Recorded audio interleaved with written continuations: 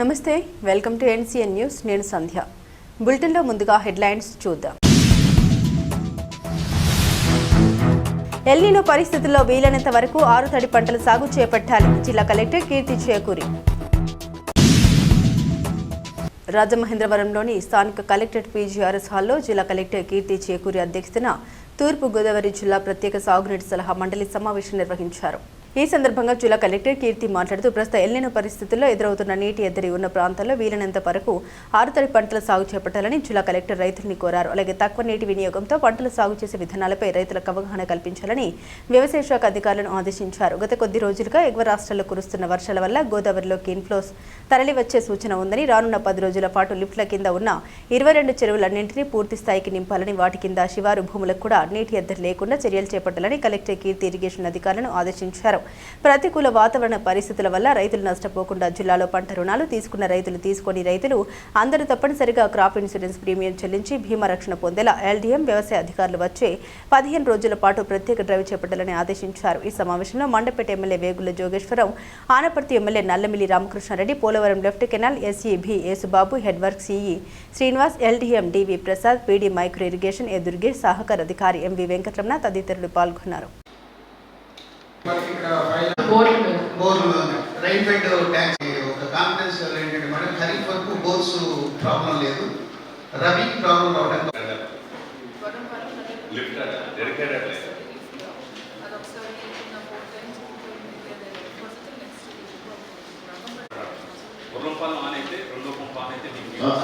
సూర్యుకి water లేదండి. రైతులందరూ complaint చేసేది అదే, రైతులకి పొలానికి తర్వాత వాటర్, దీనికి లేదు. మస్తు తాగడానికి కూడా వాటర్ లేదు. అట్లీస్ట్ మనం చెరువులు ఫిల్ చేయాలి. మనం కొంచెం వాళ్ళని తగ్గించిన వాళ్ళు అవుతామని చెప్పి ఈ సమావేశానికి అదే ఒక మనకు ప్రత్యేక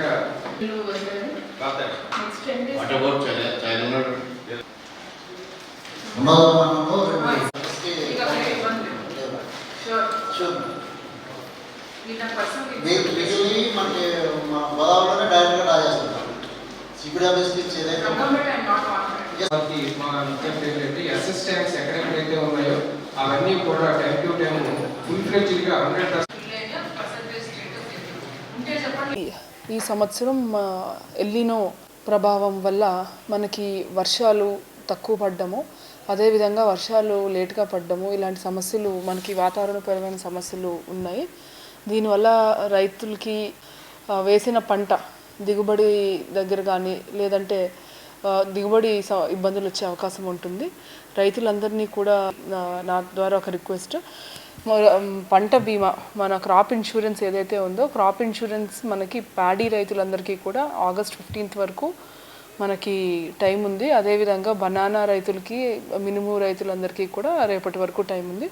సో అందరు రైతులు కూడా ఈ అవకాశాన్ని వినియోగించుకొని ఈ సంవత్సరం ఉన్న ఎల్నినో ప్రభావం వల్ల మనకున్న ఒత్తిడి వల్ల మీరు ఎట్టి పరిస్థితుల్లోని పంట బీమా చేయించుకోవాలని విజ్ఞప్తి చేస్తున్నాము. పంట బీమా చేయించుకోవడం వల్ల మనకి ఇలాంటి పరిస్థితుల్లో మనకి వర్షము రాకపోయినప్పటికీ, పంటలో దిగుబడి రాకపోయినా సరే మనకి ఇమీడియట్గా క్లెయిమ్ చేసుకునే అవకాశం ఉంటుంది.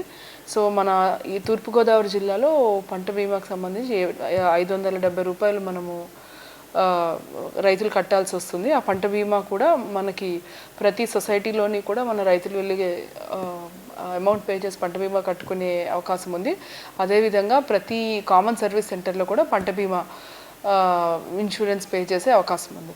సో ప్రతి రైతు కూడా ఈ అవకాశాన్ని వినియోగించుకొని ప్రతి సంవత్సరము చేసినా చేయకపోయినా ఈ సంవత్సరంలో మన సూపర్ ఎల్నినో ప్రభావం వల్ల ఇటువంటి పరిస్థితుల్లో ప్రతి రైతు కూడా క్రాప్ ఇన్సూరెన్స్కి ముందుకు వెళ్ళాలని కోరుకుంటున్నాము.